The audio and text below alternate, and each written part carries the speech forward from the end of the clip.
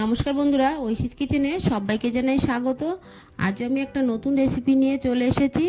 আজ আমি দেখাবো মিষ্টির দোকানের মতো ছোলার ডালের রেসিপি। আমরা বাড়িতে অনেকেই চেষ্টা করি, কিন্তু মিষ্টির দোকানের মতো হয় না। এইভাবে বানালেই মিষ্টির দোকানের মতো হবে। প্রথমেই দেখুন, প্রেসার কুকারে আমি 200 গ্রাম ছোলার ডাল খুব ভালো করে ধুয়ে নিয়েছি। এর মধ্যে দিয়ে দেব খুবই সামান্য হলুদ গুঁড়ো, দিয়ে দেব লবণ, এরপর এর মধ্যে আমি একটু দিয়ে দেব তেল। ভালো করে একটু নাড়িয়ে নেব। আপনারা চাইলে একটু হাতা দিয়ে ভালো করে নাড়িয়ে নেবেন। এরপর প্রেসারের ঢাকনাটা দিয়ে দেব।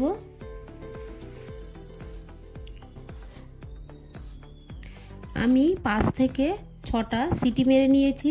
আপনাদের যতটা লাগবে সেই মতোই দেবেন। দেখুন, ডালটা পুরোটা সিদ্ধ হয়ে গেছে, কিন্তু প্রতিটা ডালই গোটা গোটা আছে। এরকমই সিদ্ধ করতে হবে, ডালটা ঘেটে গেলে হবে না। এরপর আমি দেখুন গ্যাসে একটা কড়া বসিয়ে দিয়ে এখানে আছে গোটা ধনে, গোটা জিরে, গোটা মৌরি আর আছে গোটা গরম মশলা। একটু লবণ দিয়ে দিলাম, দিয়ে নেড়ে নেব। দিয়ে দিলাম 2টো শুকনো লঙ্কা। এগুলোকে ভালো করে ভেজে নেব। গ্যাসের ফ্লেমটাকে লো টু মিডিয়ামে রাখবেন, হাই ফ্লেমে ভাজবেন না। বেশ কিছুক্ষণ নেড়েচেড়ে ভেজে নিয়ে নামিয়ে নিয়ে গ্যাসে কড়া বসিয়ে দিয়ে সর্ষের তেল দিলাম। তেলটা গরম হলে 2টো শুকনো লঙ্কা দিলাম। এরপর দিয়ে দিলাম 2টো তেজপাতা, দিয়ে দেব 5 ফোড়ন। এই ফোড়নটাকে একটু নেড়ে নেব।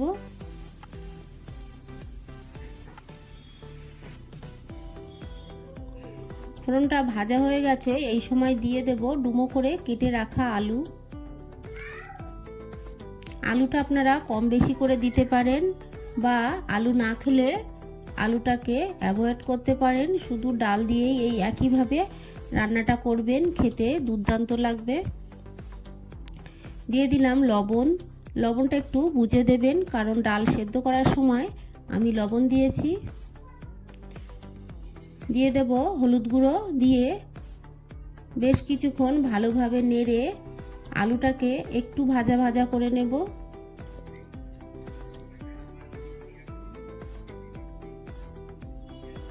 আপনারা বাড়িতে এইভাবে একবার ছোলার ডাল রান্না করে খেয়ে দেখবেন, তাহলে দোকান থেকে আর কিনে খেতে হবে না, বাড়িতেই বানিয়ে সবাইকে খাওয়াতে পারবেন। বেশ কিছুক্ষণ ভালোভাবে আলুটাকে আমি ভেজে নেব। দেখুন, আলুটাকে ভালো করে ভেজে নিয়েছি।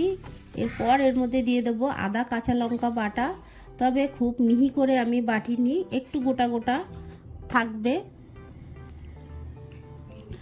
ঝালটা আপনারা বুঝে দেবেন। আদা কাঁচা লঙ্কা দিয়ে একটুখানি আমি নাড়বো, খুব বেশিক্ষণ কিন্তু নাড়বো না। আদা কাঁচা লঙ্কার কাঁচা গন্ধ থাকলেই এই ডালটার স্বাদ বেশি ভালো লাগে। একটু নেড়ে নিয়েই সিদ্ধ করে রাখা ছোলার ডাল দিয়ে দেব।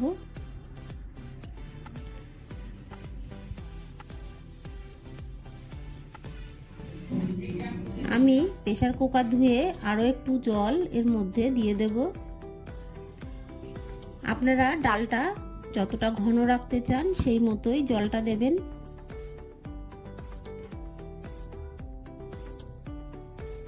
ভালো করে একটু নেড়ে দেব, দিয়ে ফুটতে দেব। দেখুন ফুটে উঠেছে। আমি আবারও একটু নেড়ে দেব।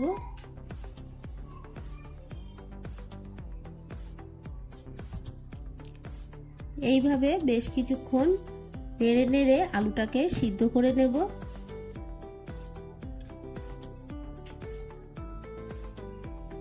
একটু চেখে দেখে নেব লবণ ঠিক আছে কিনা।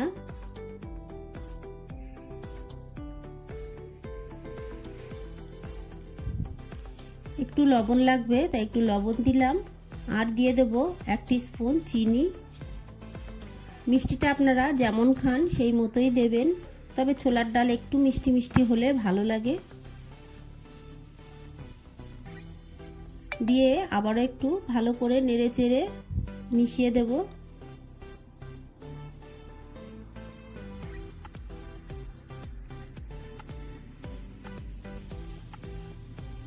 এইভাবে আরো কিছুক্ষণ আমি ফুটিয়ে নেব।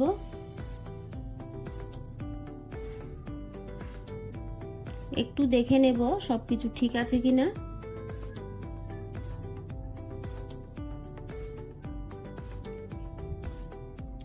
এরপর আমি প্রথমেই যে ভাজা মশলা করে রেখেছিলাম সেটা দিয়ে দিলাম। ভালো করে নেড়ে নিয়ে আবারও একটু মশলা আমি এর মধ্যে দিয়ে দেব, দিয়ে ভালো করে নেড়ে নেব।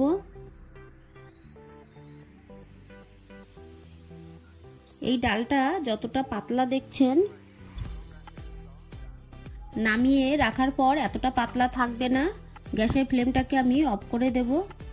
আমার এই রেসিপিটি আপনাদের ভালো লাগলে প্লিজ আমার চ্যানেলটিকে সাবস্ক্রাইব করে পাশে থাকা বেল আইকনটি ক্লিক করে দেবেন, তাহলে আমার নতুন ভিডিও নোটিফিকেশান আপনাদের কাছে পৌঁছে যাবে। রেসিপিটি ভালো লাগলে একটা লাইক করতে ভুলবেন না। রেসিপিটি কেমন লাগলো আমাকে কমেন্ট করে জানাবেন। এইভাবে বাড়িতে ছোলার ডাল রান্না করে আমাকে একবার কমেন্ট করে জানাবেন আপনাদের কেমন লাগলো। পুরো ভিডিওটা দেখার জন্য সবাইকে জানাই অসংখ্য